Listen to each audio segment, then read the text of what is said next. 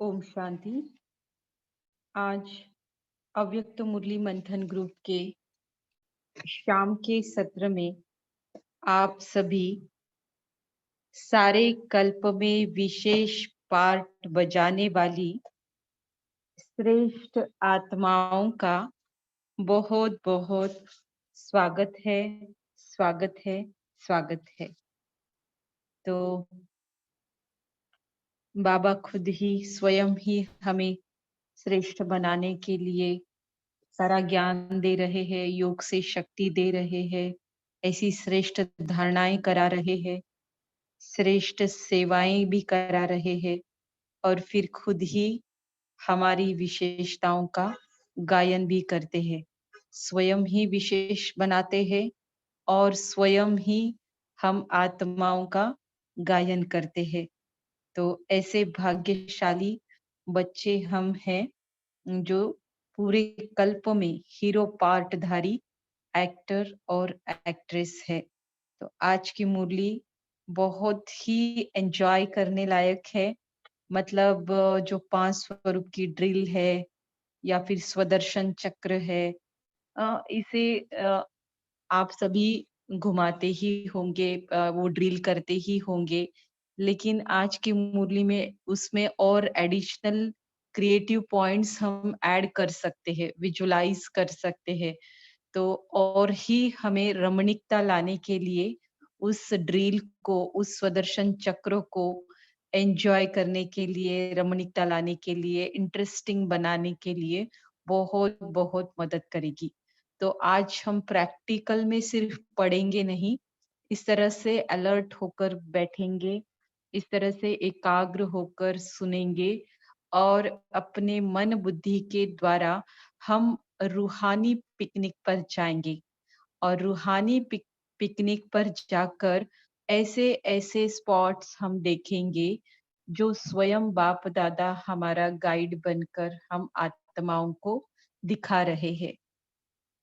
तो इस तरह से विजुलाइज भी करना है। सिर्फ सुनने के साथ साथ आज विजुलाइजेशन करके उसे अनुभव भी करना है। तो ये बहुत ज्यादा मुरली को याद रखने में और योग में और समझने में और हमारी मन बुद्धि को एकाग्र करने में बहुत बहुत मदद करेगी। तो इस तरह से आज हम ये एक नया तरीका, माना नया इन द सेंस क्लास में नया हम करेंगे। ठीक है। तो सुनने पढ़ने के साथ विजुलाइज करेंगे, महसूस करेंगे, समझेंगे और उसे याद भी रखेंगे। याद रखने के लिए फिर बहुत ही कम मेहनत लगेगी, राइट। तो इस तरह से मुरली का जो टाइटल है, अ, तो जैसे ही कमेंट्री टाइप हम करेंगे आज की मुरली है ही इतनी ब्यूटीफुल। सारे कल्प में विशेष पार्ट बजाने वाली श्रेष्ठ आत्माओं की विशेषताएं। मुरली की डेट है 30 सितंबर 1975। स्वयं के लिए बाबा कह रहे हैं, सर्वश्रेष्ठ पार्ट बजाने वाले अपने ज्ञान के प्रकाश से चंद्रमा अर्थात ब्रह्मा को 16 कला प्रकाशित करने वाले ज्ञान सूर्य शिव बाबा बोले। क्या कहा बाबा ने?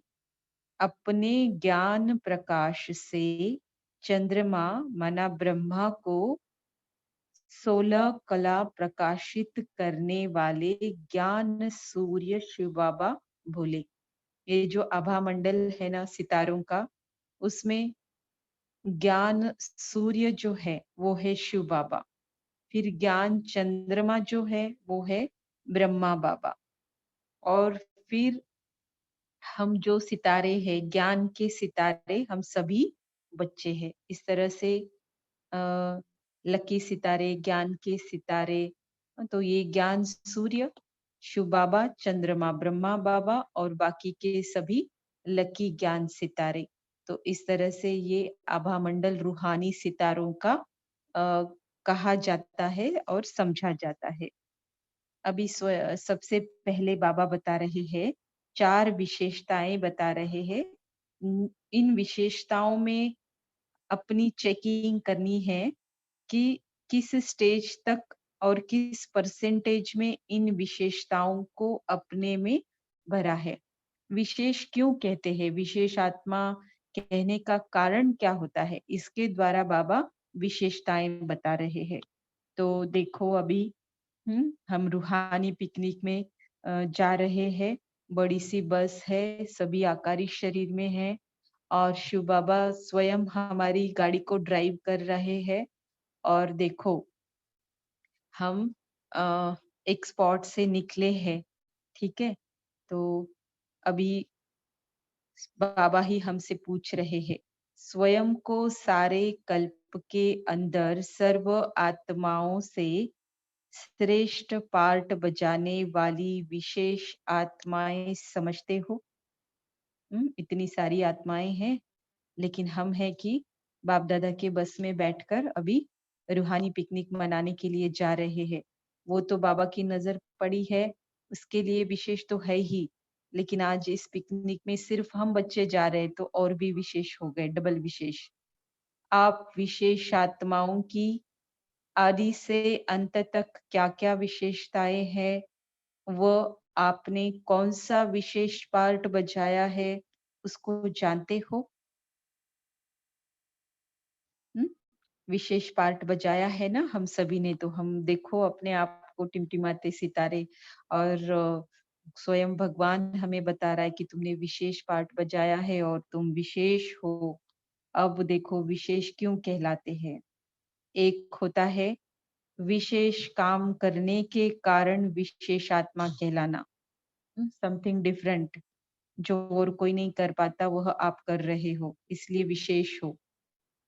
दूसरा विशेष गुणों के प्रभाव के कारण विशेष आत्मा कहलाना। कुछ तो गुण ऐसे हैं, प्रभावशाली है, जो अन्य से और अच्छे हैं।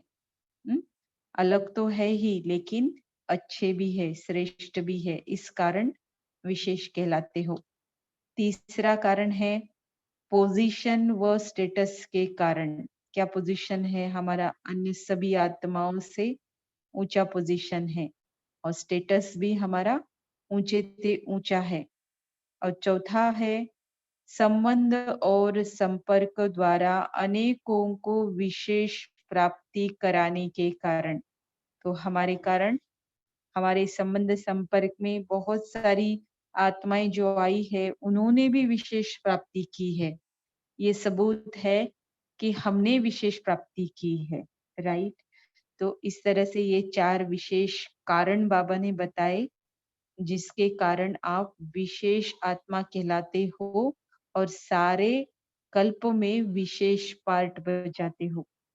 तो इन सभी विशेषताओं को एक बार बुद्धि में दौड़ाए, सामने रखे और देखो कि यह 4 प्रकार की विशेषताएं किस स्टेज तक और कितने परसेंटेज में है।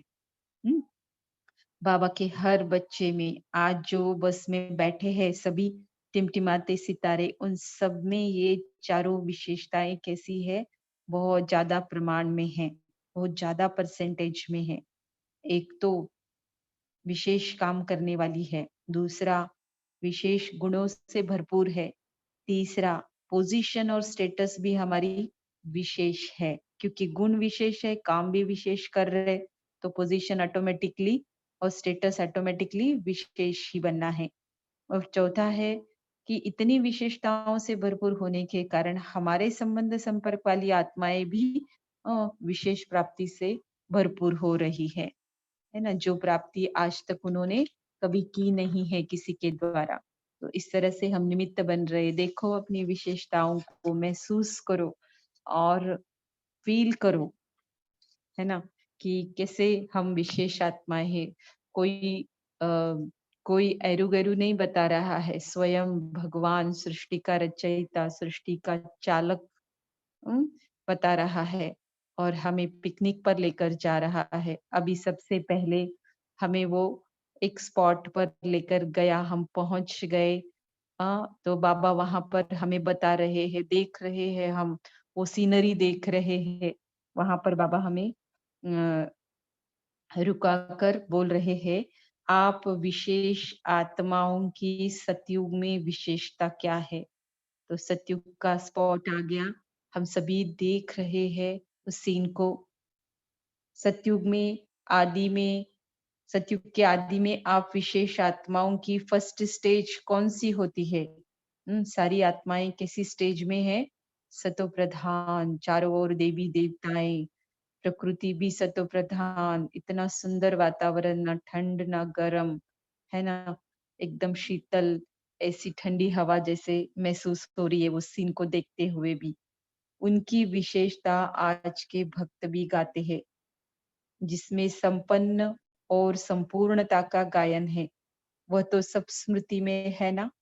तो देखो, वो वाले स्पॉट पे भर लो अपने मन में ये सारी स्मृतियाँ, सारे पिक्चर्स, सारे विजुअलाइज़ेशन, है ना? जो वर्णन कर रहा है बाबा। आज तक कितने न बार हमने सत्युग के पॉइंट्स भी लिखे, तो जो लिखा वो हम सामने देख रहे हैं। विजुअलाइज़ करो। चारों ओर देवी-देवताओं का भ्रमण हो रहा है। बड़े ही हर्षित मुख, सारे प्रसन्न चित्त देवी-देवताएँ घूम रहे हैं, है ना? तो इस तरह से ये ब्यूटीफुल नज़ारा है, पुष्पक विमान भी है चारों ओर, हर कोई, छोटे बच्चे भी देखो कैसे खेल रहे हैं, प्रिंस, प्रिंसेस देखो कैसे अ, एक-दूसरे की कंपनी एन्जॉय कर रहे हैं, पुष्पक विमान में पिकनिक पे जा रहे हैं। देखा ये दृश्य? अभी आगे चलते हैं।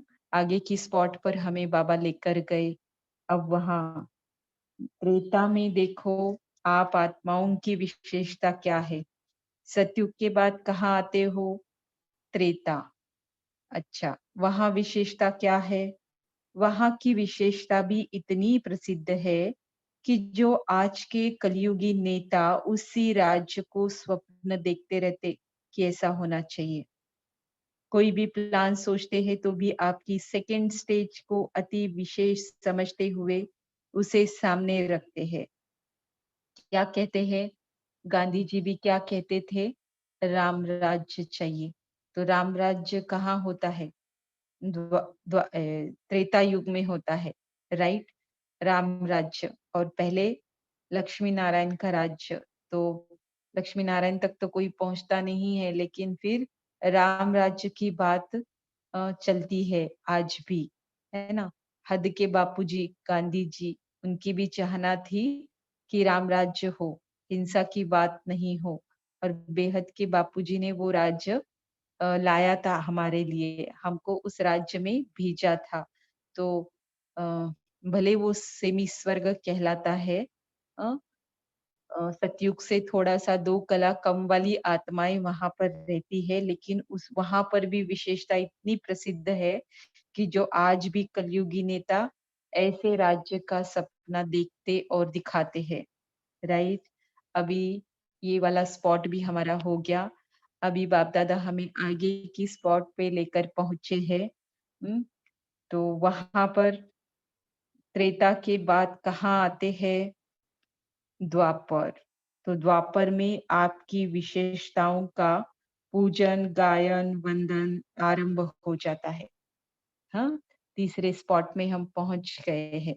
सभी एन्जॉय कर रहे हैं ना इस रूहानी पिकनिक को? देखो, लेकिन द्वापर में भी कहाँ पहुँचे? द्वापर में भी राज्य सत्ता तो होती है ना? वहाँ धर्म सत्ता और राज्य सत्ता 2 टुकड़ों में बँट जाती है। देखिए द्वापर के सीन को देखो। धर्म सत्ता और राज्य सत्ता 2 टुकड़े में वहाँ पर बँट गई है, इसलिए द्वापर हो जाता है। 2 पुर हो गए ना, एक राज्य सत्ता और दूसरी धर्म सत्ता। जो सतयुग त्रेता की आत्माएँ हैं, उनकी सत्ता अलग द्वापर में रहती है, और जो नए-नए धर्म स्थापक आकर अपने धर्म स्थापन करते हैं, तो उनकी सत्ता अलग। इस तरह से 2 पुर हो गए, इसीलिए द्वापर कहा जाता इस युग को। फिर भी आप विशेष आत्माओं के, देखो इतना सब हो गया। 2500 साल से हम आत्माएँ पार्ट प्ले करके द्वापर में उतर गई। बाबा कहते हैं, फिर भी आप विशेष आत्माओं के विशेष संस्कार गायब नहीं होते हैं। बॉडी कॉन्शियस स्टार्टिंग होती है, लेकिन बॉडी कॉन्शियस की भी सतो प्रधान अवस्था होती है, राइट? मतलब नाम के लिए बॉडी कॉन्शियस कहा जाएगा। विशेष संस्कार अभी भी हम आत्माओं के अंदर रहते हैं। परसेंटेज थोड़ा-सा कम होता है, लेकिन रहते हैं। चाहे अन्य धर्म पिता धर्म सत्ता के आधार से धर्म की स्थापना भी करते हैं, लेकिन आपकी विशेषताओं का पूजन, गायन और वंदन आरंभ हो जाता है। देखो, कभी देखो कि अपने-अपने मंदिरों में कैसे हम मूर्तियों का पूजन हो रहा है, गायन हो रहा है, वंदन हो रहा है ना? अपने-अपने मंदिरों में देखो, स्वयं को विजुअलाइज़ करो। सारे फिर क्या कर रहे हैं, हम आत्माओं के मंदिरों के सामने भीड़ की भीड़ लगी हुई है। सभी दुखी और परेशान आत्माओं की इच्छाएं जो है, स्वयं भगवान हमारे द्वारा पूरी कर रहा है। लेकिन उन आत्माओं को दिख कौन रहा है? हम ही दिख रहे हैं। हमारे पीछे जो कराने वाला है, वो नहीं दिख रहा है। इसलिए उनकी भावना हमारे ऊपर ही बैठ जाती है। जो उनकी स्मृति में, उन आत्माओं की स्मृति में क्या हो जाता है? पक्की हो जाती है। और जैसे ही द्वापर में आते हैं ना, फिर से हर कल्प के द्वापर में वो हमारा पूजन, गायन और वंदन शुरू कर देते हैं। फिर यादगार फिर भी आप विशेष आत्माओं की ही बनाएँगे, गुणगान आप विशेष आत्माओं की ही होते हैं। राज्य सत्ता में भी राजाई ठाट और राजाई पावर्स रहती है। आपकी विशेषताओं की यादगार में शास्त्र बन जाते हैं। अपनी विशेषताएँ याद आती है, तो देखो कैसे गुणगान कर रहे हैं सारे भक्त आपकी, है ना? और 3 युगों तक राजाएँ रहे आप। हुँ? तो 2500 वर्ष और ये द्वापर का भी समय जो है वो भी राजाई में चला गया। तो 4 में से 3 हिस्से हम आत्माओं ने अकिचार सुख को देख लिया, एक्सपीरियंस किया और उसमें रहे। हर प्रकार के सुख को हमने भोगा, है ना? अभी देखो, इसी को याद दिलाते हैं बाबा हमारे सामने वो सारे सीन ला रहे हैं, है ना? अब बाबा कहते हैं इससे आगे चलो। अब अगले स्पॉट पर पहुँच गए, कलयुग कहा है उस स्पॉट को। तो बाबा कहते हैं कलयुग में आपकी विशेषताएँ क्या है? चलो देखते हैं, कलयुग में भी अंतिम चरण में पहुँच गए। कहाँ पहुँचे? कलयुग। वहाँ की विशेषता क्या है? आप विशेष आत्माओं के नाम से सब काम शुरू होते हैं। बच्चे का नाम रखते भी क्या सोचते हैं? भगवान मना देवी-देवताओं के नाम रखे ताकि स्मरण करें। हम हमारी स्मृति में बार-बार वो नाम आए, उसका जप हम करें। स्मृति की तो बात नहीं आती है, लेकिन ज़ुबान पर तो रहे। स्मृति तक उतना बुद्धि काम नहीं करती है ना? हर कार्य की विधि में आपकी विशेषताओं की सिद्धि सुमिरन होती रहती है। हुँ? तो भक्ति भले द्वापर में शुरू होती है, लेकिन कलयुग में वो चरम सीमा तक पहुँच जाती है। अभी आप देखते होंगे कि जो पहले जितने मंदिर कहो, सत्संग कहो अ, उतने नहीं होते थे जितने अब हो रहे हैं। लोगों का बहुत ज़्यादा इंटरेस्ट भी अब अ, माना वो खुद को आस्तिक नास्तिक से आस्तिक बना रहे हैं। जैसे भगवान को कहीं न कहीं उस हस्ती को मानने लगे हैं किसी न किसी स्वरूप में। मानने वालों की संख्या ज़्यादा बढ़ रही है। तो आपके नाम से अनेक आत्माओं का शरीर निर्वाह होता है। साधु संत, बड़े-बड़े महात्मा, धर्मात्मा सब सब सारा शरीर निर्वाह कर रहे हैं, किसके आधार पर कर रहे हैं? देवी-देवताओं के नाम के आधार पर कर रहे हैं। नामधारी ब्राह्मण भी पैसे किसके नाम पर कमाते हैं? नामधारी क्यों कहलाते हैं? क्योंकि हम सच्चे आचरण करने वालों के ब्राह्मणों पर ही वो ब्राह्मण बने हैं, है ना? तो इसीलिए नाम की महिमा यह कलयुग की विशेषता है। आपका नाम सब स्थूल सूक्ष्म प्राप्तियों का आधार बन जाता है। मतलब भक्त लोग जो देवी देवताओं को याद करते हैं, उनकी पूजा आदि करते हैं, उनके व्रत वैकल्य जो भी करते हैं, उसी से उनकी बैटरी चार्ज हो जाती है। इसलिए वो बाबा तक जाने की सोचते भी नहीं और जा भी नहीं सकते, है ना? किसी देवी देवताओं से ही उनकी आशाएँ, अपेक्षाएँ, इच्छाएँ सब पूरी होती है, उतनी ही रहती है, उतने में ही खुश होते हैं। आगे जाने की सोचते ही नहीं। और जा भी नहीं पाते हैं। तो इसीलिए बाबा ने कहा कि आपका नाम सब स्थूल सूक्ष्म प्राप्तियों का आधार बन जाता है। अब देखिए अपने इस स्वरूप को भी, है ना? स्वयं भगवान हमें इस स्पॉट पर लेकर गए हैं, कलयुग है इस स्पॉट का नाम, और वहाँ पर भी हम आत्माओं का देखो सब कुछ, हाँ? तो हमारे नाम की ही महिमा अभी भी चल रही है, चरम सीमा पर पहुँच गई है अभी तो। तो बाबा बता रहे हैं हर स्पॉट में आप आत्माओं की विशेषता क्या है, तो विजुअलाइज कर पा रहे हैं ना सभी, जो वर्णन बाबा कर रहे हैं उस स्पॉट पे ठहरे हुए हैं बाप दादा हमें जैसे हाथों से दिखा रहे, देखो ये बच्चे आप विशेष आत्माओं का विशेष पार्ट देखो, हर स्पॉट में आपने कितने विशेष विशेष पार्ट बजाए हैं, राइट? तो अभी देखते हैं, बाबा कहते हैं फिर आगे चलो। हम्म, घूम लिए, 4 स्पॉट हमने घूम लिए, अब वापस वहीं पहुंच गए जहां से हम निकले थे। तो कहाँ पहुंचे? संगम, जहां है वहां पहुंच गए। तो हमारा चक्र पूरा हुआ। रूहानी पिकनिक जहां से स्टार्ट की थी, उसी स्पॉट पे फिर से आकर हम पहुंच गए। अब इस स्पॉट का नाम क्या था? संगम युग। संगम युग में आप विशेष आत्माओं की तीन विशेषताओं का गायन है। देखते हैं अभी कौन सी वो 3 विशेषताएं हैं। संगम युग की विशेषताओं को तो स्वयं अब अनुभव कर ही रहे हो, है ना? बाकी तो अनुभव करने में थोड़ा-सा आगे-पीछे हो सकता है, लेकिन संगम युग की जो विशेषताएँ हैं, एक्चुअली संगम युग में विशेषताओं को अनुभव करना ही बाकी सारे स्पॉट जो रूहानी पिकनिक में हम घूम लिए, उसको अनुभव करना है। सारे कल्प की विशेषताओं को सदा स्मृति में रखते हुए, सदा अलौकिक विचित्र रास करते रहते हो। गोपियों की रास तो प्रसिद्ध ही है। हम क्या कर रहे हैं अभी? सभी गोपियां रास कर रहे हैं। रास का मतलब देखो, तो निरंतर रास करते हो अथवा प्रोग्राम से, यह है उल्लास की रास। लेकिन इस रास में संपूर्ण पूर्णमासी की रास प्रसिद्ध है। इसका रहस्य क्या है? संपूर्ण पूर्णमासी की ही जो रास है वही क्यों प्रसिद्ध है? पूर्णमासी अर्थात उसमें संपूर्णता की निशानी गाई हुई है। हम्म, सभी कैसे बनते हैं? संपूर्ण बनते हैं, और संपूर्ण ताकि एक निशानी है कि हमको कैसी भी आत्मा के साथ रास मिलाना आता जाता है ना? इस रास की विशेषताएं अब तक वर्णन करते रहते हैं, तो ऐसा हम सभी ने किया है, हाँ?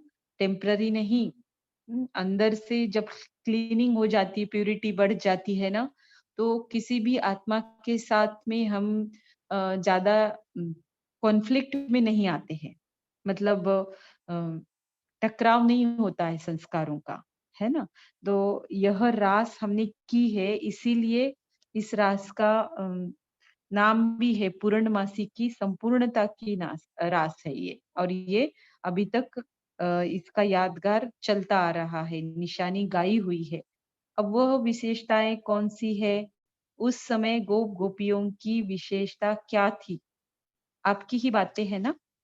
तो इस स्पॉट में प्रेजेंट की ही बातें हमको बाबा बता रहे हैं। हम्म मुख्य विशेषता क्या थी? 3 बातें सुनो। पहली कहते हैं बाबा, एक विशेषता, रात को दिन बनाया हुआ था। हम गोपियों ने रात को दिन बनाया हुआ था। दिन अर्थात हर एक गोपी के जीवन में सतो प्रधानता का सूर्य उदय था। क्यों है आज सभी आत्माएं क्लास में। क्यों रूहानी पिकनिक में शामिल हुए? क्योंकि हर आत्मा के अंदर सतो प्रधानता का सूर्य उदय हो चुका है। हर आत्मा क्या चाहती है कि मुझे सतो प्रधान बनना है। अब ऐसे समय में लोगों के लिए कुंभकर्ण के नींद की रात थी, अर्थात तमो प्रधानता थी, है ना? और हम बच्चों के लिए सूर्य उदय हो गया। अभी 2500 साल तक हमारा उदय, सूर्य उदय ऐसा ही रहेगा, दिन ही रहेगा हम आत्माओं के लिए।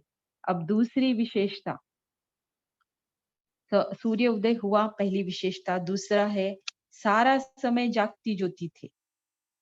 इस कारण माया एक संकल्प रूप में आ नहीं पाती थी, है ना? हम सभी की माया भी पहले जैसे आती थी वैसे चलो एक स्वरूप को क्रॉस किया, दूसरे स्वरूप को क्रॉस किया, इसलिए इस तरह से हम आगे बढ़ रहे हैं और एक समय आएगा जब हमें माया एक संकल्प रूप में भी नहीं आएगी। स्थूल तो छोड़ो, लेकिन बाबा कहते हैं संकल्प रूप में भी नहीं आएगी। मायावी लोग माना दुनियावी लोग अर्थात माया मूर्छित थी, सॉरी, मायावी लोग माना माया कैसी थी? मूर्छित थी और बेहोश थी। हम लोगों ने माया पर जीत प्राप्त कर ली थी। दूसरी विशेषता, क्योंकि सर्व जागती ज्योति निरंतर बाप के साथ लगन में मगन थे, तो माया मूर्छित तो होनी ही है ना? तो इस तरह से दूसरी विशेषता है कि सारा समय हमारी ज्योति कैसी थी? जागती ज्योति थी। अब तीसरी विशेषता, सर्व का हाथ हाथ में मिला हुआ था और ताल से ताल मिला हुआ था, अर्थात संस्कार मिले हुए थे। स्नेह और सहयोग का संगठन था। हम्म, स्नेह और सहयोग का संगठन, है ना? तो ब्राह्मणों का जो भी सेवा होती है और जो भी कार्य होता है संगठन के सिवा नहीं होता है, राइट? तपस्या साधना भले अकेले होती है, एक वो भी बात है, लेकिन ऐसे ही सेम संस्कार वाली, सेम तपस्या करने वाली, सेम साधना करने वाली आत्माओं का अगर संगठन होता है, तो विशेष कार्य के निमित्त बनता ही बनता है और बन भी रहा है, राइट? तो संगठन का विशेष महत्व ब्राह्मण जीवन में गाया हुआ है और इस समय वो है। हमारे क्लास में भी अभी वो है। कैसा है वो? स्नेह और सहयोग का। हम्म, तो रास में सर्किल अर्थात चक्र लगाते हैं ना, गोल गोल ऐसे चक्र लगाते हैं ना, सर्किल अर्थात चक्र।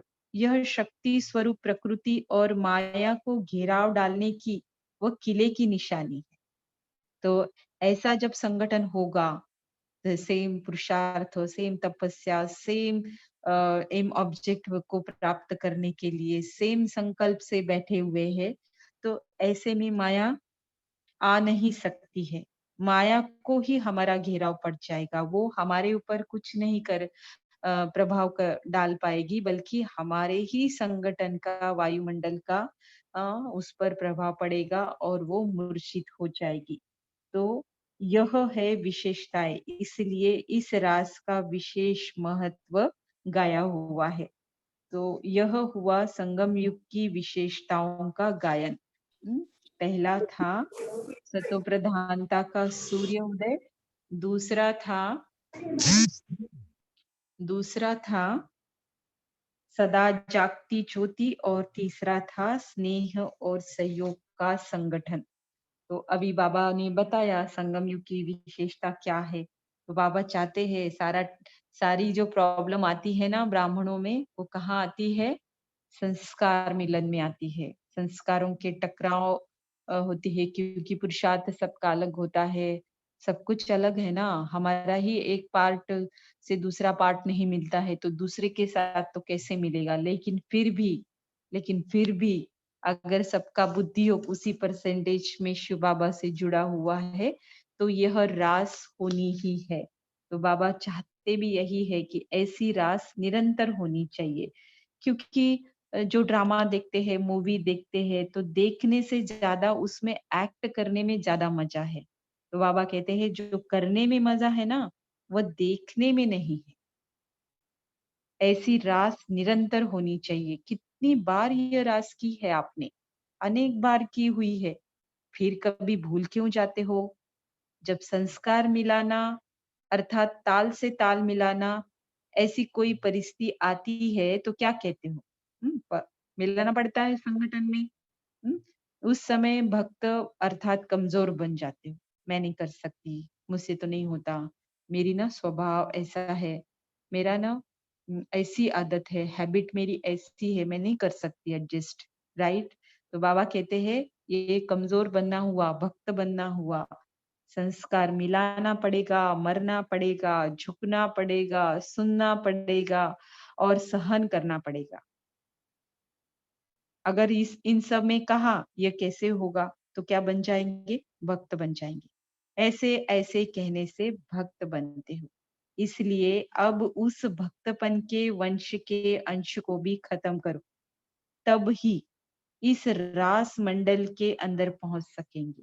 ये जो रास मंडल चल रहा है, संगठन में जा रहे हैं, कोई कैसा है, कोई ऐसा है, कोई इसके साथ है, कोई उसके साथ है, कोई ये कर रहा है, वो कर रहा है, देखते हुए भी नहीं देखना है।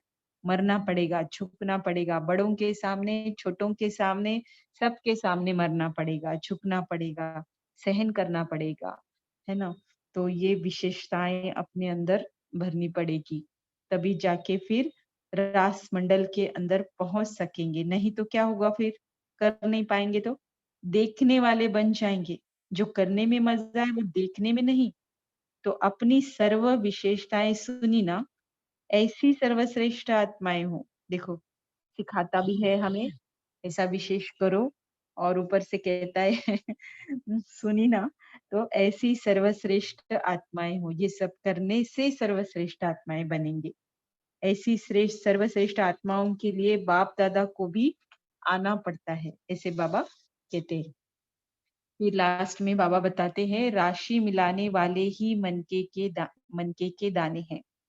तो ऐसे रास करने वाले तैयार हुए हैं। संस्कारों का मिलना अर्थात रास से रास मिलना।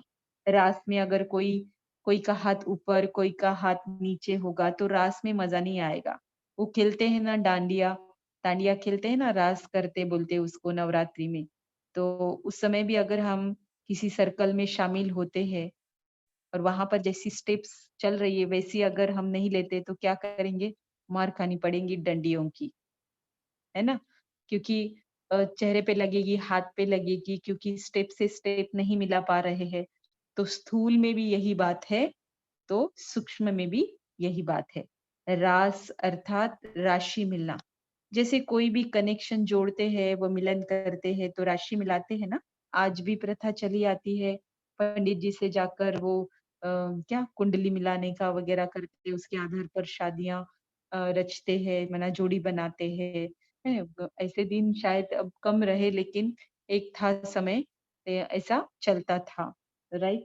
तो अगर ये कुंडली नहीं मिलती है, थोड़ी बहुत तो मिलनी चाहिए, आधी तो मिलनी चाहिए, नहीं तो फिर वो जोड़ी नहीं मिलाते हैं।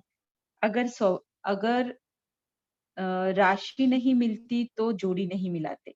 1-2 में राशि मिलना अर्थात स्वभाव, संस्कार, गुण और सेवा साथ-साथ मिलने में दिखाई दे। समान तो नहीं हो सकता, नंबर तो होंगे, लेकिन जरा-सा अंतर जो न के बराबर दिखाई दे। ऐसी राशि मिलने वाले कितने तैयार हुए हैं? क्या आधी माला?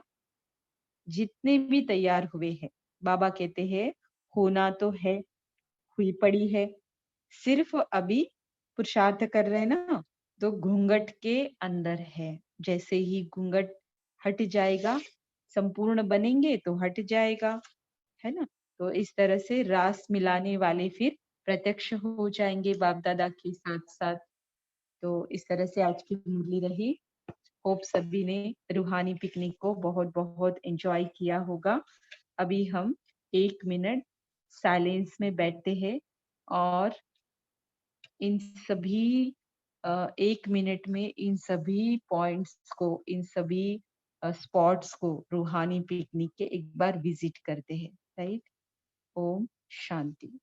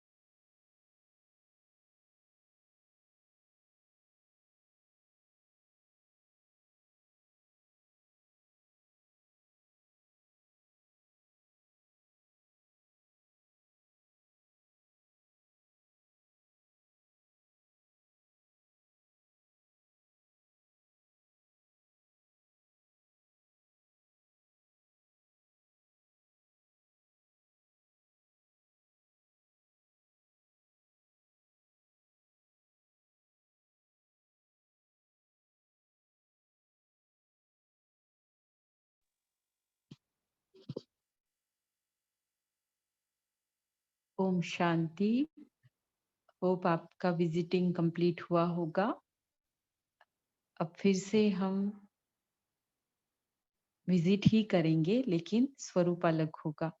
आज की क्लास का स्वरूप रहेगा, अभी हम हमारे जो अव्यक्त मुरली है उसका एक बार फिर से रिवीजन करेंगे और मुरली के प्रमाण ही आंसर देंगे और बाकी जनरल नॉलेज नहीं सुनानी है।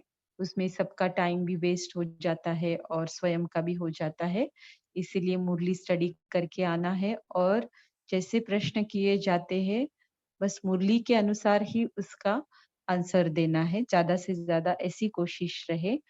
और दूसरी बात, अगर अनुभव है रिलेटेड पॉइंट से तो ही वो बता सकते हैं, है ना। और दूसरी बाहर की बात हम कोई क्लास में डिस्कस नहीं करेंगे। और फिर इसके बाद साकार मुरली के लिए हम 5 से 7 मिनट का समय देंगे, मैच करेंगे पॉइंट्स। और आज हमारा अव्यक्त मुरली रिवीजन होगा लास्ट फ्राइडे से लेकर कल के मतलब सॉरी लास्ट थर्सडे से लेकर वेडनेसडे तक जितनी मुरलियां हुई है उतनी मुरलियों का रिवीजन होगा। पहले 3 मुरलियों का रिवीजन पुष्पा बहन करेंगे और समय उन सभी को बताया हुआ है तो समय को ध्यान में रखते हुए करेंगे। और दूसरी पार्ट में जो रिवाइज करेंगे मुरली को वो है नीतू बहन करेंगे। तो इस तरह से हमारे स्नेह और संगठन स्नेह और सहयोग के संगठन का हम पूरा पूरा यहाँ पर मना प्रत्यक्ष एप्लीकेशन करेंगे। आज का प्रश्न है स्टार के लिए, सभी ध्यान से सुनेंगे। आज की मुरली में वह कौन सी विशेषताएं है जो अभी इस क्लास में उपस्थित हम आत्माओं पर लागू होती है। तो एक लाइन से ज्यादा आंसर नहीं है। जब भी स्टार का क्वेश्चन होता है उसका आंसर या तो एक वर्ड में या तो एक लाइन में ही होता है। तो इसका ध्यान रहे आंसर देते समय। फिर से एक बार मैं प्रश्न रिपीट करती हूँ। आज की मुरली में वो कौन सी विशेषताएं है जो अभी इस क्लास में उपस्थित हम आत्माओं पर लागू होती है। तो जैसे ही साकार मुरलियों का और अव्यक्त मुरली की मैचिंग का होगा उसके उसके बाद फिर मुरली रिवीजन होगा और एज यूजुअल हमारा क्लास फिर समाप्त होगा। तो सबसे पहले अभी हम देखते हैं कि बाबा ने कौन सी विशेषताएं हम अ, श्रेष्ठ आत्माओं की बताई है। ओम शांति दीदी। बाबा ने कहा है कि तुम विशेष पाठधारी बच्चे हो। ओम शांति। शुरू और शुरू से लेके अंत तक पार्ट प्ले करते हो। तो उसमें बाबा ने हमारी 4 विशेषताएं बताई हैं। एक तो विशेष काम करने के कारण हम विशेष होते हैं और दूसरा जो है हम गुणों के आधार पर विशेष होते हैं और तीसरा हमारी स्टेटस और पोजीशन के आधार पर विशेष होते हैं और चौथी विशेषता बाबा ने बताई है कि जो हमारे संपर्क में जो आत्माएं आती हैं उन्हें भी प्राप्ति कराते हैं हम। ये 4 जी, है ना। तो विशेष क्यों है उसका रीजन भी बताया और विशेष क्यों कहलाते हैं इसका भी बाबा ने विशेषताएं बताकर हमें बताया, है ना। तो जिसको भी बोलना है तो थोड़ा सा माइक ऑन करके बोल सकते हैं, हैंड रेस की कोई जरूरत नहीं है।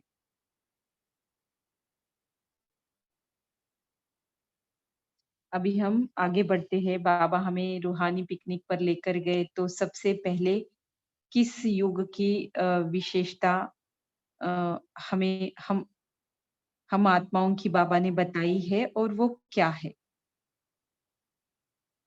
शिव कुमारी बहन आप बोलना चाहती है, बोलिए।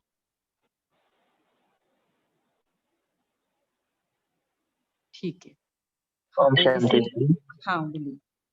दीदी बाबा ने सतयुग के बारे में बताया है कि रास मिलन होता है और रास मिलन ही राशि मिलन है और ये जो है कि नहीं हमारे नहीं आपस में संस्कार का मिलन होता है।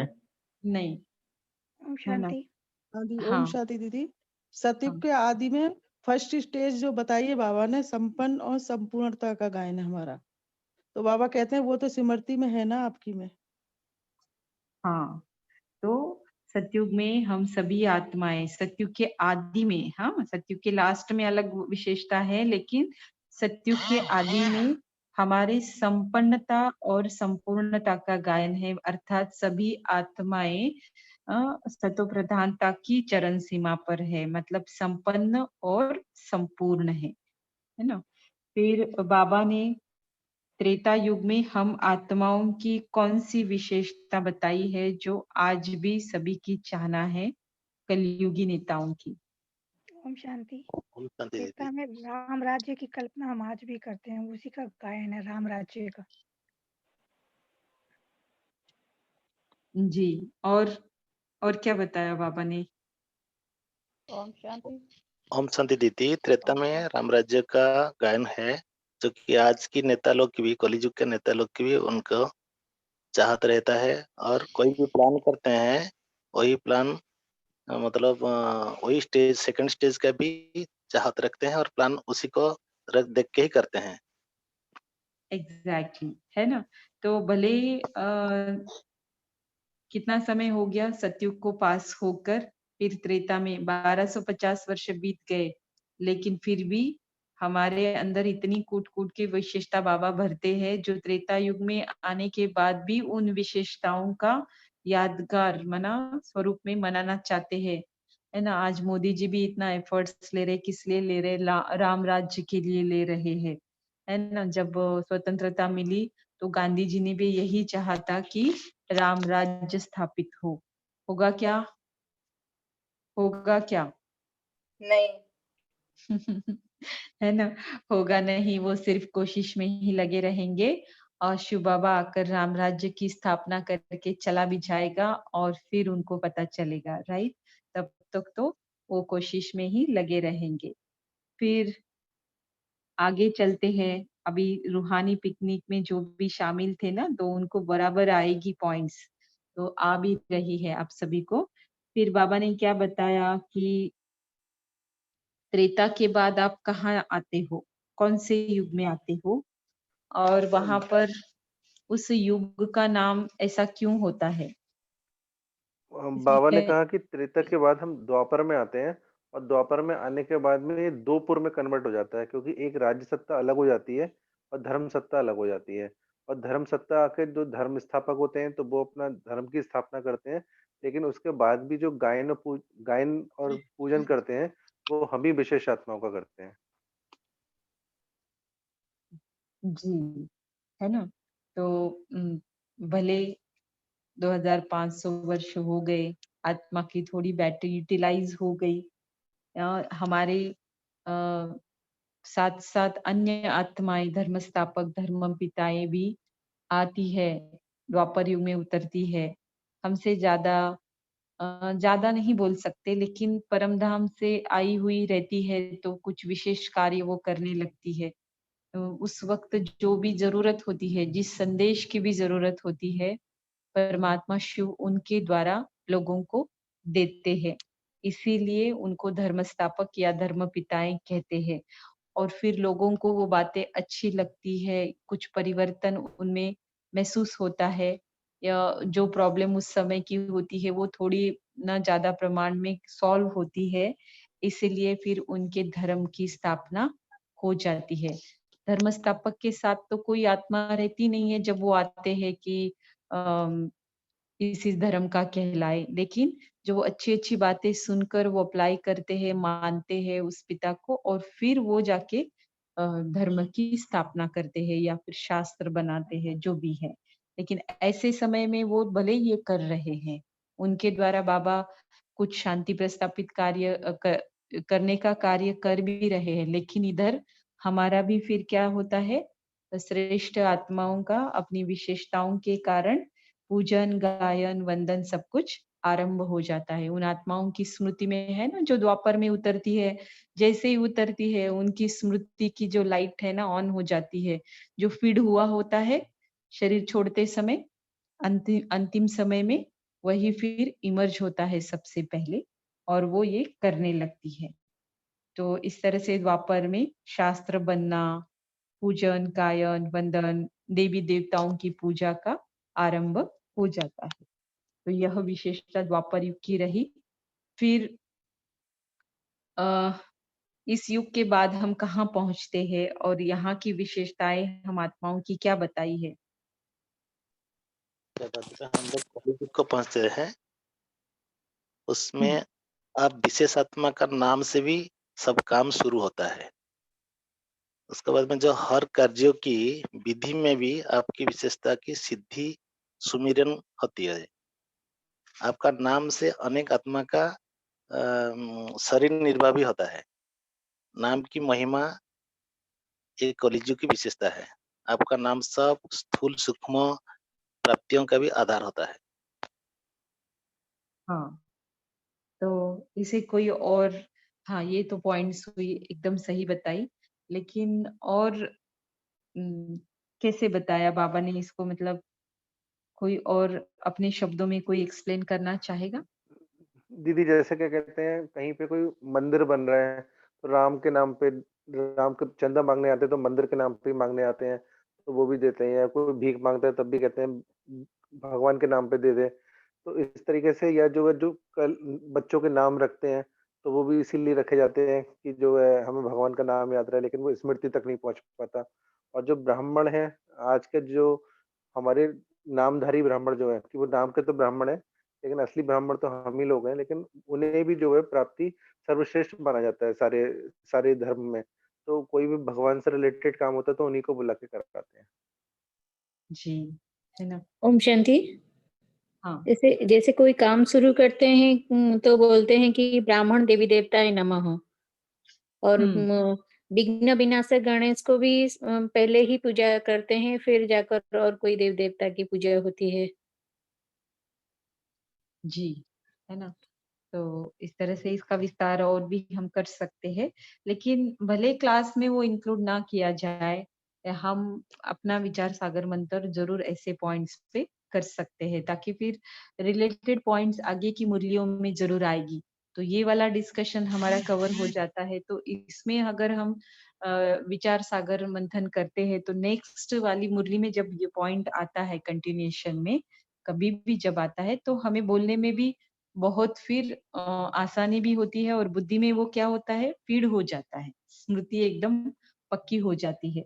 तो इस तरह से समय के कारण कुछ विस्तार में हम नहीं जा पाते हैं कभी, लेकिन अपना विचार सागर मंथन हम करने के लिए कभी भी स्वतंत्र है।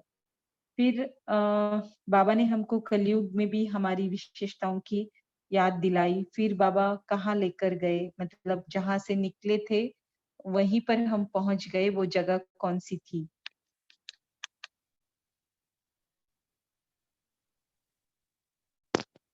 जिस संगम युग पे हम जहाँ से चले थे वहीं पे वापस आ जाते हैं। आ जाते हैं, है ना? तो क्या-क्या विशेषताएँ बताई है बाबा ने संगम युग में हम ओम आत्माओं शांति। की? ओम हाँ, शांति दीदी। संगम दीदी युग में संगम युग में बाबा ने जो विशेषताएं बताई हैं हम ब्राह्मणों की, उसमें पहली है कि जो सतो प्रधान का सूर्य उदय था, मतलब जो हम गोपियों के जीवन में जैसे सतो प्रधान का सूर्य उदय हुआ, मतलब रात को दिन बनाया। दीदी यही विशेषताएं है ना। और जैसे हाँ, कि दूसरी विशेषता है कि जागती ज्योत, हम जागती ज्योत बने के हमें जो है बाबा ने बताया कि तुम आत्मा हो, देह नहीं। और तीसरा ये बताया कि तीसरी विशेषता है कि सर्व का हाथ में हाथ मिला हुआ, मतलब संस्कार मिले हुए थे जिसमें स्नेह और सहयोग।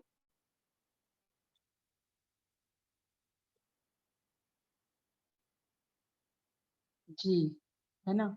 और कोई बताए? और कोई बताए? है ना? तो ये 3 विशेषताएँ थी, लेकिन उसके पहले भी बाबा ने गोपियों की एक विशेषता बताई। बाबा ने रास मिलन की बात की। रास मिलन मतलब संस्कारों का मिलन। जैसे हर आत्मा एक दूसरे के साथ संस्कार मिला के चले। तो रास मिलन का आज भी गायन है और वो भी पूर्णमासी की रात का क्या का रास मिलन, क्योंकि पूर्णमासी में संपूर्णता समाई हुई है। तो बाबा ने रास मिलन की बात की, संगम युग में जो विशेषता हम आज भी अनुभव कर सकते हैं कि रास मिलाना है, और रास मिलाने में हमें 3 विशेषता रास मिलन की बाबा ने बताई। एक तो हमारे लाइफ में सत्व प्रधानता का सूर्य उदय हो जाता है, हम ज्ञान सूर्य से अपने आप को कनेक्ट कर पाते हैं, और फिर हमेशा हमारी जगती ज्योत होती है, हम अपनी आत्मिक स्थिति में स्थित होते हैं, तो माया हम पे वार नहीं कर पाती। और तीसरा बाबा ने बताया कि जैसे हम हाथ से हाथ मिला के चलते हैं, रास करते हैं, चक्र चलाते हैं, तो वो हमारा एक स्नेह और सहयोग का संगठन बन जाता है, जो एक किले के रूप का काम करता है। तो ये संगम युग की विशेषताएं हैं। ओम शांति। जी, तो ऐसी रास हमारी निरंतर हो, उसके लिए हमें क्या करना पड़ेगा? अगर नहीं कर पाए तो क्या बन जाएंगे? नहीं कर पाए तो फिर देखने वाले बन जाएंगे। अच्छा, एक मिनट, ओम पुष्पा शांति। बहन, आज पुष्पा आज बहन आप बाबा ने बताइए। शांति दीदी, हाँ अगर रास नहीं कर पाए तो फिर देखने वाले बन जाएंगे, जी, तो और रास देखने में करने मजा नहीं है जितना करने में मजा है। ओम जी, शांति। और आज रास का आज मतलब बाबा भी ने यही है कि बड़ों के साथ छोटों के साथ हमको मरना है, झुकना है, एडजस्ट होना है। ये सारी इस युग में हम लोगों की विशेषताएं हैं जो हम स्वयं फील भी करते हैं, और बाबा भी हमें वाह वाह बोलते हैं, और ये विशेषताएं हम स्वयं देख भी सकते हैं, और अपना पुरुषार्थ उससे पता भी चलता है। और जी, दीदी रास नहीं कर पाए तो धर्मराजपुरी में डंडे भी खाने पड़ेंगे धर्मराज के। हाँ वो तो खाने पड़ेंगे, वहां तक जाएंगे कि नहीं पता नहीं, भक्त बन जाएंगे, है ना? तो धर्मराज के डंडे भी भक्त से आगे वाली आत्माओं को खाना पड़ता है। तो यहाँ बाबा बोलते हैं कि अगर रास मिलाने के लिए ये वाली मेहनत नहीं की, संस्कार मिलाना, मरना, झुकना, सुनना, सहन करना, ये वाली मेहनत नहीं करी, तो फिर भक्त बन जाएंगे। तो इसलिए इस वंश के अंश को भी खत्म करना है, और तभी जाके रास मिलाने वालों के अंदर हम पहुंच सकेंगे। नहीं तो हीरो पार्टधारी एक्टर्स एक्टर्स एक्ट्रेस की लाइन से आउट हो जाएंगे। तो इस तरह से ये विशेषताएं रही। फिर बाबा ने क्या कहा कि जोड़ी किससे बनाते हैं, उसका आधार क्या रहता है? राशि मिलन होता है। राशि मिलन आने से ही होता है, जो कि स्वभाव, संस्कार, गुण और सेवा का लेके ही मिलन होता है। थोड़ा बहुत कम बेसी होता है, लेकिन मिलन होता है। जी, है ना? तो एक जैसे तो नहीं होते हैं कोई, लेकिन नंबर तो होंगे ही, लेकिन बाबा कहते हैं नंबर भले होंगे लेकिन डिफरेंस कैसा रहेगा? एकदम ना के बराबर रहेगा। किसमें? उनके स्वभाव, संस्कार, गुण और सेवा साथ-साथ मिलने में दिखाई देगा, है ना? एक दो का ऐसा रहेगा, तब जाके फिर कनेक्शन जोड़ सकते हैं। तो अगर ये नहीं करते हैं ना, संस्कार मिलन की रास नहीं करते हैं, कोई का हाथ ऊपर है और कोई का नीचे है, तो रास में क्या होगा फिर? मजा नहीं आएगा।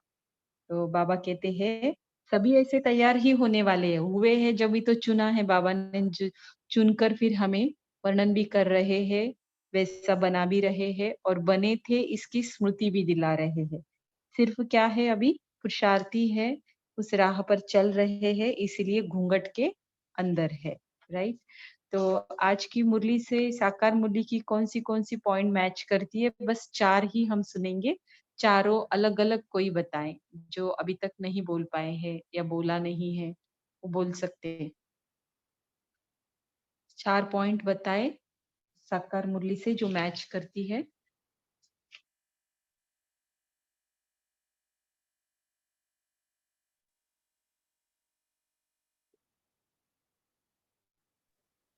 ओम ठीक है, शांति। हाँ। बाबा ने आज हेडलाइन में बोले कि तुम यहाँ आए हो सर्वशक्तिमान बाप से शक्ति लेने, अर्थात ज्ञान में, दीपक में ज्ञान का घृत डालने। यानी बाबा जो संगम के ऊपर आकर हमें जो ज्ञान का घृत जो डालते हैं, तो सारे कल्प में, सारे युग में हमारी विशेष पाठ बजाने के लिए हम सारी शक्तियां भर देते हैं, तो इसीलिए हम श्रेष्ठ आत्माओं का विशेष पाठ बन जाता है और हम इसी विशेषता के कारण ही हमें हमारी ये 5 युग में जो बाबा ने आज बताया है, उस 5 युग में हमारी ही गायन और पूजन होती रहती है। ओम शांति।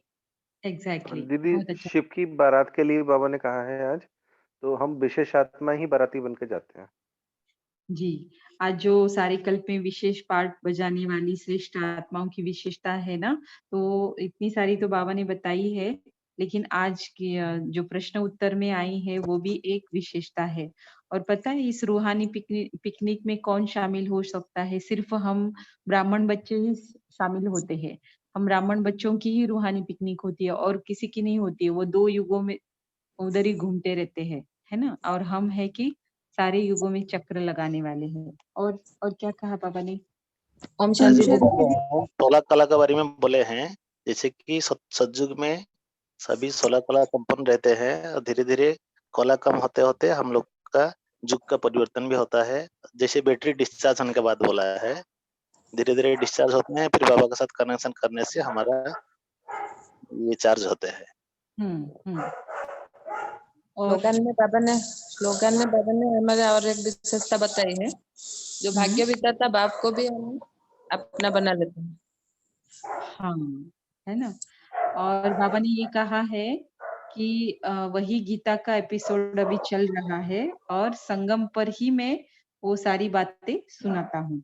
तो आज जो संगम युग में हम जहाँ से निकले वहीं पर आकर पहुँचे ना, तो वहीं सुनने के लिए ही यहाँ पर बैठे हैं और सुन रहे हैं, तो संगम पर की बात मैच हो जाती है। और दीदी बाबा ने ये भी कहा कि तुम तो स्वर्ग के मालिक थे ना, स्मृति आई है ना, तो वो याद दिला रहे हैं कि हम वही विशेष आत्मा थे जो देवी देवता थे, स्वर्ग के मालिक थे। तो हमारी विशेषता को हम याद रखें।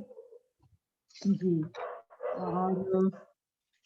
और बाबा ने आज ज्ञान चंद्रमा के बारे में बोला है कि और साकार मूल्य में भी है ब्रह्मा बाबा के बारे में। जब 60 वर्ष की आयु होती है तो वानप्रस्थ की अवस्था में मैं आकर उनमें प्रवेश करता हूँ। एग्जैक्टली सही बताया। और स्लोगन की जो बात है ना, जो बाबा कहते हैं ना कि जो करने में मजा है वो देखने में नहीं है, और आपने किया है ना? और देखने वाले नहीं हो, आप करने वाले हो। तो ऐसी श्रेष्ठ आत्माओं के लिए बाप दादा को भी आना पड़ता है। क्यों आना पड़ता है? क्योंकि हमने बाबा को, भाग्य विधाता बाप को अपना बना लिया है। तो जो स्लोगन में बात आई है तो इसे मैच करती है। ठीक है। दीदी हाँ दीदी आपको इंटरप्ट किया। दीदी एक बात पूछनी थी, जैसे स्लोगन में बाबा ने कहा है कि बालक सो मालिक के द्वारा भाग्य विधाता को अपना बनाने वाली, मतलब जैसे थोड़ा सा एक्सप्लेन करके बताएंगे कैसे कि बालक सो मालिक? हाँ, परमात्मा शिव के बालक है। जब श्रीमद् बाबा देते हैं तो उसे हाजी बाबा करके बालक बन के उसे मानते हैं, समझते हैं, फॉलो करते हैं। और ये करने से हम भविष्य के विश्व के मालिक बनते हैं भविष्य में। इस तरह से ये शॉर्ट में एक्सप्लेनेशन रहा। अभी हम आगे बढ़ते हैं। आज सबसे पहले पुष्पा बहन करेंगे 3 मुरलियों का रिवीजन 10 मिनट के अंदर ही करेंगे, और उसके बाद नीतू बहन करेंगे 2 मुरलियों का रिवीजन। तन्वी बहन, आपका हैंड रेज कंसिडर नहीं किया जाएगा, राइट? ऐसे नहीं करना है। जब मैं बोलती हूँ तभी हैंड रेज करना है। तो आज का जो प्रश्न था स्टार के लिए, उसके लिए जवाब देने के लिए अभी आप हैंड रेज कर सकते हैं।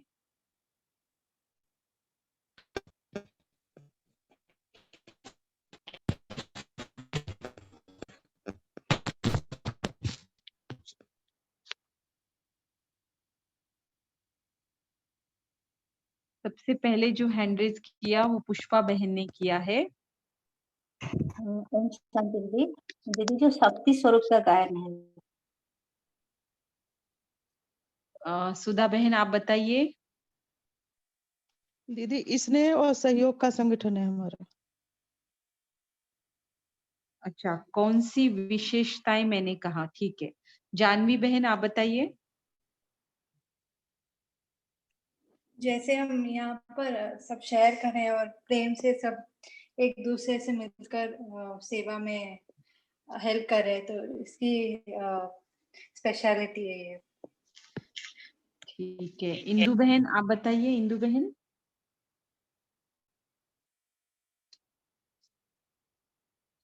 पवन भाई जी आप बताइए,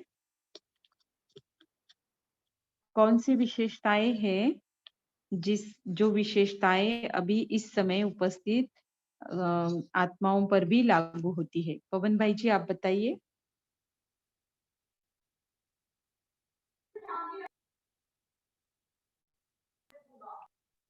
हेलो। हाँ बताइए। जी दीदी, हाथ से हाथ मिलाना और ताल से ताल मिलाना, मतलब संस्कार मिले हुए हैं, और हमारा जो संगठन है वो स्नेह और सहयोग का संगठन है।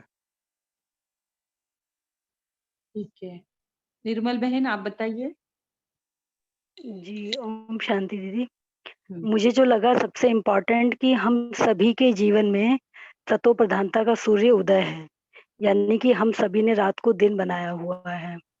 ओम शांति दीदी, हम सब विशेष आत्माएं हैं। ठीक है, अभी हाँ सभी ने इनकम्प्लीट आंसर दिया। हम सब विशेष आत्माएं हैं। कौन विशेषताएं मैंने कहा, ये थोड़ा और इनकम्प्लीट रह गया था कि सभी जागती ज्योत भी है इस समय, हम भगवान ने हम सबकी ज्योत जगाई है।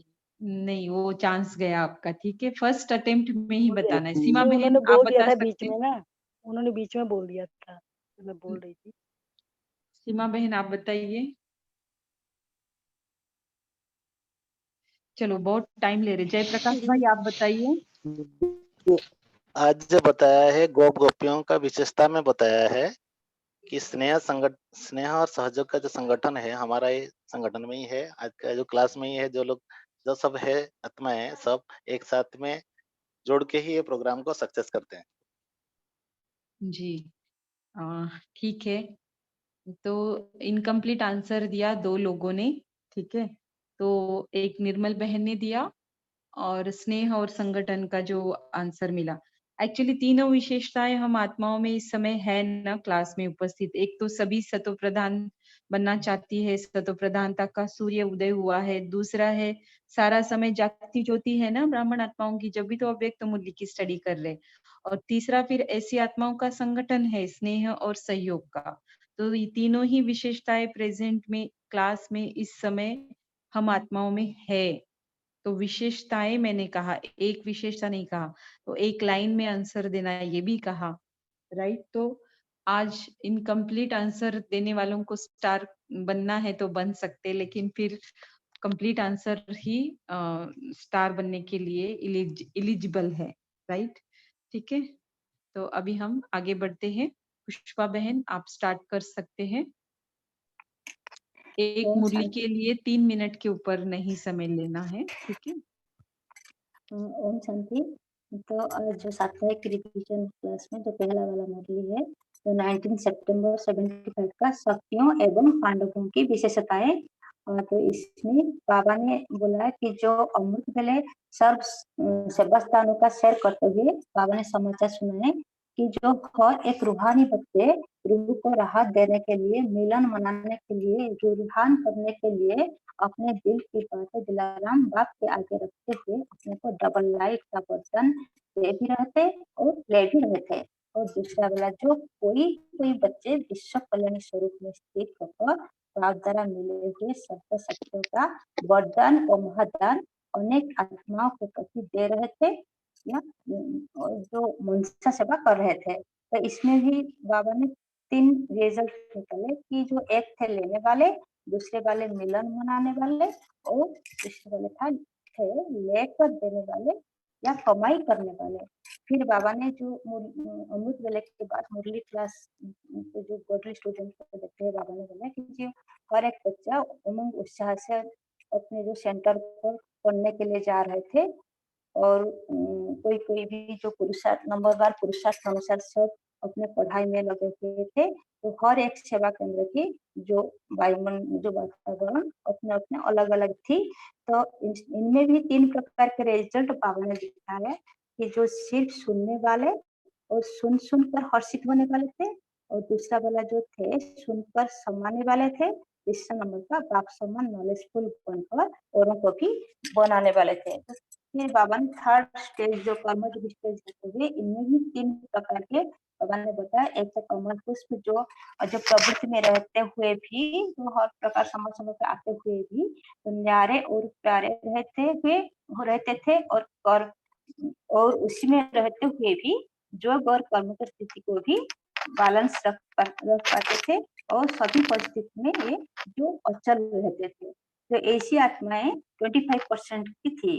तो सेकंड नंबर का जो रूहानी गुलाब जो होता है, जो वो सदा रूहानियत की स्थिति में रहकर रूहानियत की दृष्टि में सदा मस्तक मणि को देखते हैं, और अपनी स्मृति, बुद्धि और दृष्टि से सदा हर समय सर्व आत्माओं की जो शुभ भावना और शुभ संकल्प से उनको भी रूहानी बनाने के लिए वो सदा जो सेवाधारी बनते हैं और जोगी तो आत्मा होकर रहते हैं। ऐसे जो रूहानी गुलाब होते हैं वो बहुत कम होते हैं। तो वैरायटी प्रकार के फूल जो तीसरा नंबर वाला बाबा ने बताया, उसमें सूर्यमुखी और सीजनल फ्लावर जो मौसम वाली फ्लावर के बारे में बाबा ने बताया। तो सूर्यमुखी जो होते हैं वो दिन में कभी जब ज्ञान सूर्य के सामने आते थे वो खिले हुए रहते थे, और जब किनारा कर लेते थे वो तब उसका रूप रंग बदल देते थे। और फिर जो सीजनल फ्लावर होते थे वो सीजन के अनुसार तो बात जो सीजन के अनुसार जो बात के साथ जो मौसम के अनुसार रूप रंग बहुत अच्छे रखते थे, और फिर जब मौसम चेंज हो जाता था तो फिर वो मुरझा जाते थे। तो उनका जो दृष्टि बुद्धि बहुत रूहानी दृष्टि बहुत कम होता है, और एक रस में भी नहीं रहते थे। बाबा बोल रहे हैं कि वर्तमान समय में रूहानी दृष्टि बुद्धि वाले की आवश्यकता बहुत है, क्योंकि मनसा सेवा का जरूरत है अंत समय में। तो बाबा यहाँ बताए कि जो ब्राह्मण आत्मा है तो संकल्प में विकारी दृष्टि और वृत्ति रखते हैं, अर्थात जो चमड़ी द्वारा विकारी भावना रखना माना महापापी में गिना जाता है। ब्राह्मण अर्थात दिव्य दृष्टि के वरदान, दिव्य नेत्र के वरदान वाले आत्माएं हैं, जो 1 सेकंड के लिए भी देहभान में नहीं आ सकते। तो दिव्य बुद्धि का, दिव्य नेत्र का शुद्ध आहार और व्यवहार, शुद्ध संकल्प, अपनी शुद्ध संकल्प रूपी आधार अर्थात भोजन को छोड़ अशुद्ध आहार स्वीकार करते तो संकल्प में वशीभूत हो जाते हैं, तो इनको म्लेच्छ भोजन वाले या म्लेच्छ आत्मा आत्मघाती कहलाएंगे।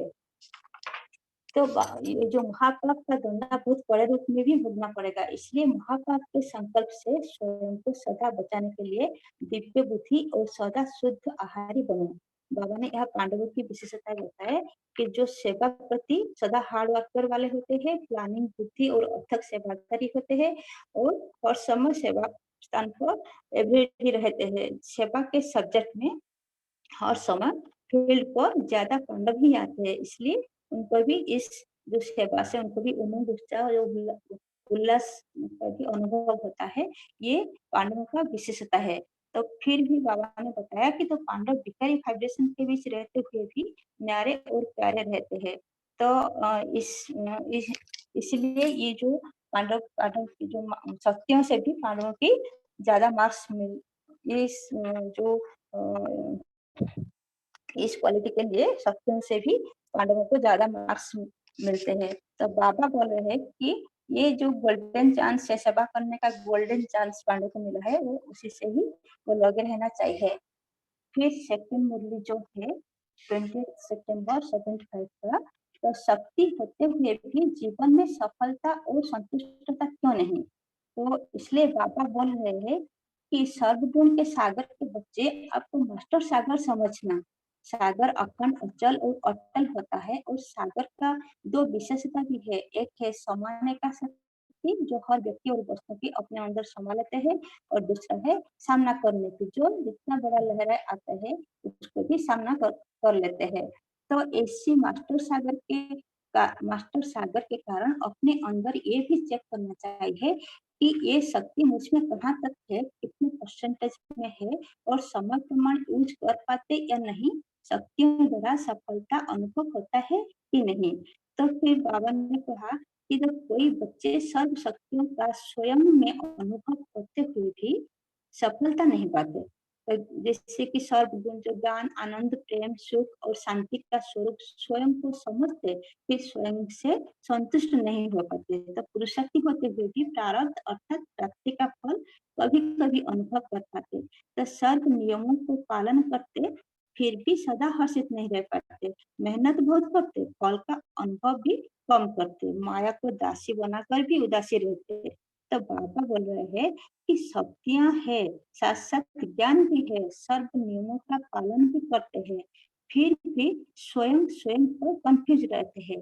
तो इसका कारण या कमी बाबा बता रहा है कि बाबा से मिली शक्ति और ज्ञान जिस समय जिस रीति से यूज करना चाहिए उसी रीति नहीं होने से बाबा से बाबा से प्रीति है, ज्ञान से भी प्रीति है, दिव्य गुण संपन्न जीवन से भी प्रीति है, लेकिन रीति नहीं आती व रीति के साथ प्रीति नहीं आती, जो अमूल्य वस्तु साधारण प्राप्ति का आधार बन जाते हैं। तो जैसे कोई कॉस्टली इंस्ट्रूमेंट या कोई कॉस्टली चीज पास में होते हुए भी फिर जरूरत के समय काम में नहीं लगा पाते तो वो चीज यूजलेस हो जाता है।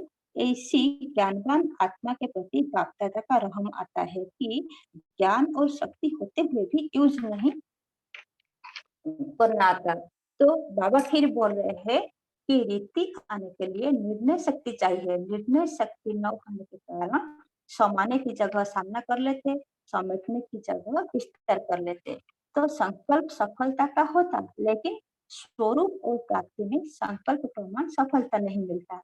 इसलिए विशेष शक्ति की प्राप्ति और निर्णय शक्ति को बढ़ाने के लिए अपनी श्रेष्ठ स्थिति, जो 4 प्रकार का स्थिति है, निराकारी, निरहंकारी, निर्विकारी और निर्विकल्पता का स्थिति चाहिए। इनमें एक भी कम हो जाता तो हमारा जो धारणा श्रेष्ठ नहीं होता, श्रेष्ठ धारणा नहीं होगा तो बुद्धि भी स्वच्छ नहीं बन पाता।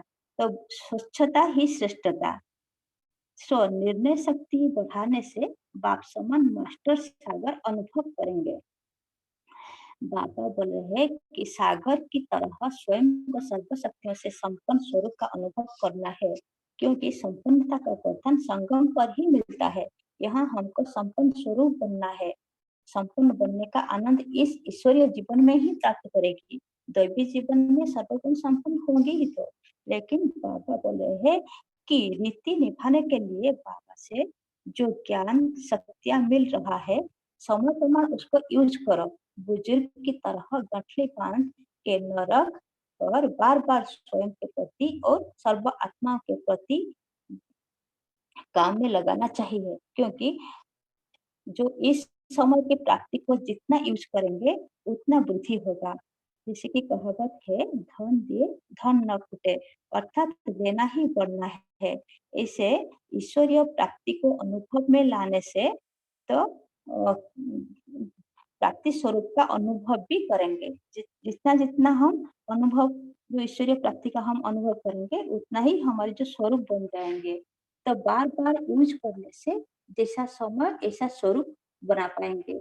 जिस समय जो शक्ति चाहिए वो शक्ति उस रीति से यूज कर पाएंगे तो समय पर धोखा खाने से बच जाएंगे और सदा हर्षित खुशनसीब बन जाएंगे। फिर तीसरा नंबर पर जो मुरली है 21 सितंबर 75 का, जो फरिश्ता अर्थात एक बाप के सिवा अन्य आत्माओं से कोई रिश्ता नहीं। बाबा उसी दिन को याद दिलाते हैं कि जब हम खुद को पहचाने कि बच्चे याद है बाहर में का नशा, तो पहला ज्ञान पाने का नशा ही अलौकिक था। उसी नशा जब स्मृति में आता तो मन और तन में नेचुरल डांस हो ही जाता है। तो चलते फिरते हाथ पांव आंख सब चलता रहता, यह है फरिश्तों की डांस। कहते हैं फरिश्ता माना जिनका पांव धरती पर नहीं टिकता, अर्थात बुद्धि रूपी पांव देह रूपी धरती पर नहीं रह सकता। यह है फरिश्तापन की निशानी। जितना फरिश्तेपन की स्थिति के समीप जाएंगे उतना देहरूपी धरती से पांव स्वतः ही ऊपर होंगे। फरिश्ते सदा ऊंची स्थिति में रहते। कोई बोझ देहभान रहेगा तो फरिश्ता ही नहीं बन पाते। बाबा महारथी टीचर्स को पूछ रहे हैं कि नेचुरल फरिश्ता की डांस करती रहती हो? तो कोई ने बोला, बाबा माया का हाथ काट दो। बाबा बोले कि जो काटेगा वो पाएगा। बाबा परंपरा बनहार, जो चाहेंगे वो कर पाएंगे, लेकिन खुद का भविष्य खुद ही बनाना है। बाबा का सभी बच्चा एक जैसा। तो बाबा कह रहे कि बच्चे हिम्मत के हाथ रखो तो जाकर मदद मिल जाएगा।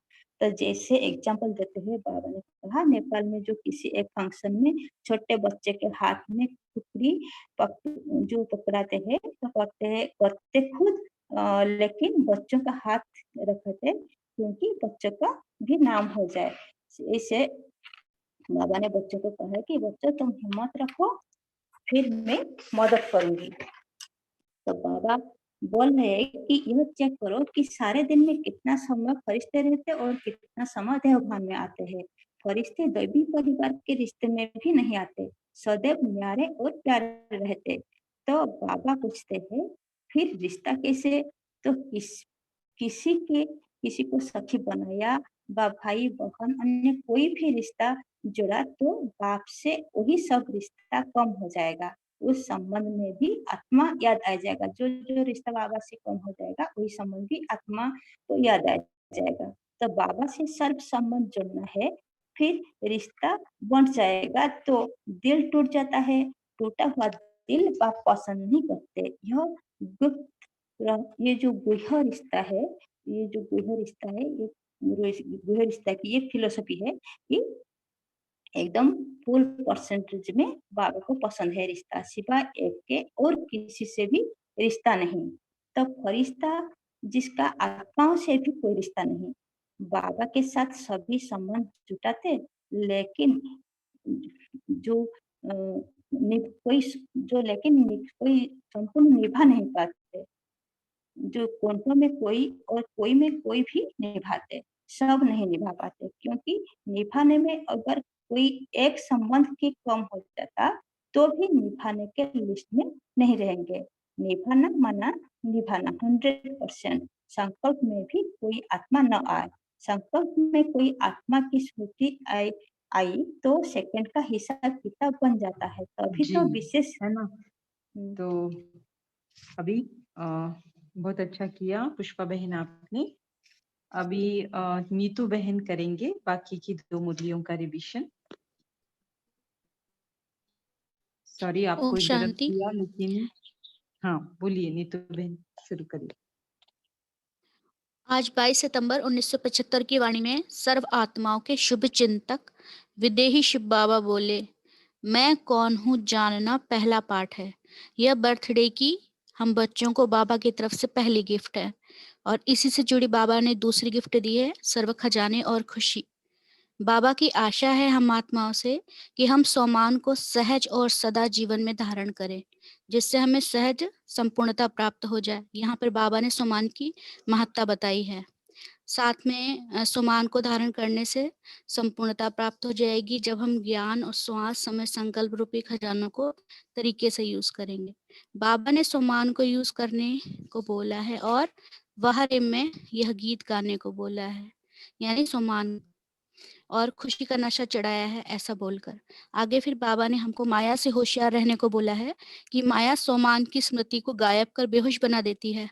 तो इससे बचने का उपाय भी अब बाबा ने बताया है कि अमृत वेले से स्वयं को ही स्वयं ये पाठ पक्का कराओ सोमान का कि मैं आत्मा हूँ।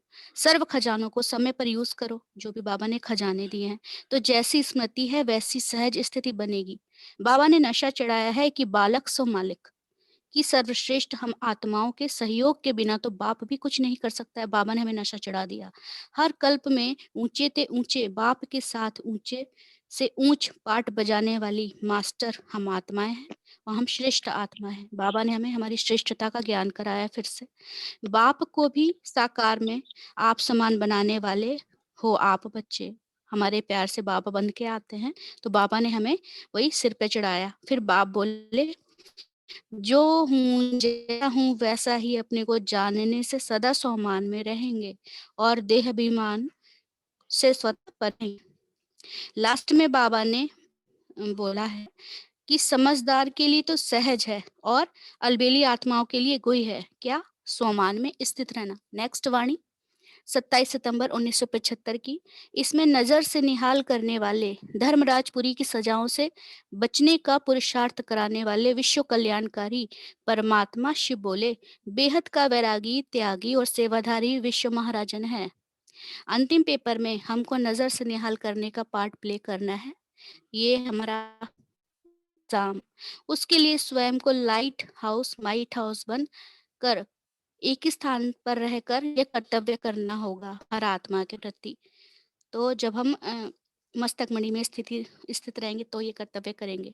ये कर्तव्य विश्व महाराजन बनने वाली श्रेष्ठ आत्माएं ही कर सकेंगी, जो 8 हैं।